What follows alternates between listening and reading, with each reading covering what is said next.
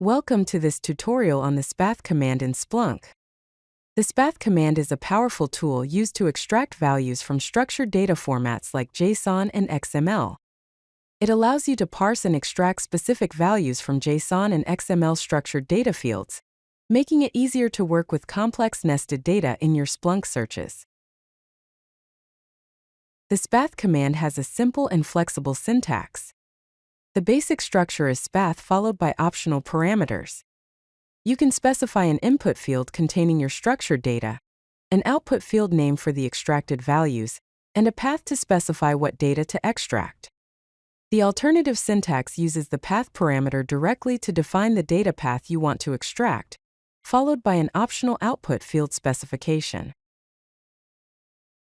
Understanding the key parameters is essential for effective use of spath. The input parameter specifies which field contains your JSON or XML data.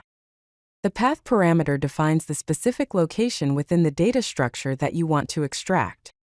For output, you can use the output parameter to name the field where extracted values will be stored, or you can specify the path directly as a parameter for quick extraction. Let's look at a practical JSON example. Consider a JSON object with a user containing name, age, and email fields. To extract the user's name, you would use spath with input equals JSON_data, path equals user.name, and output equals user_name. For a simpler extraction, you can directly specify the path like user.email without the explicit path parameter. XML extraction works similarly to JSON. With an XML structure containing employee data with name, department, and salary elements, you can extract specific values using dot notation. For example, to extract the employee name, use spath with input equals XML_data, path equals employee.name, and output equals EMP_name. The same principles apply for extracting department or salary information. Working with arrays requires special syntax using curly braces with index numbers. When you have a JSON array like products containing multiple items, you access specific elements using the index in curly braces. For example, products curly brace 0 curly brace.name extracts the name from the first product. Similarly, products curly brace 1 curly brace.name gets the second product's name. This indexing starts from 0 like most programming languages.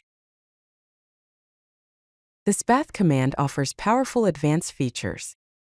Auto extraction allows you to run spath without any parameters to automatically extract all available fields from your structured data. This creates new fields based on the nested data structure. For complex data navigation, you can use nested path expressions like user.profile.address.city to access deeply nested values. Wildcard support with expressions like items curly braces.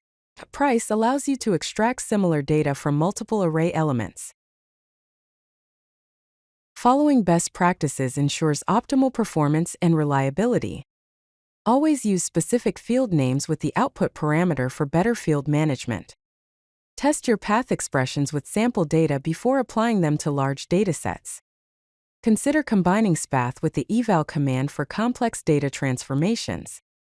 However, avoid using spath on very large JSON files as it can impact performance. Always validate your data structure before writing spath queries, and be cautious with deep nesting in production environments as it can slow down your searches. If you like this video, hit that like button and don't forget to subscribe. Visit CodeLucky.com for more such useful content.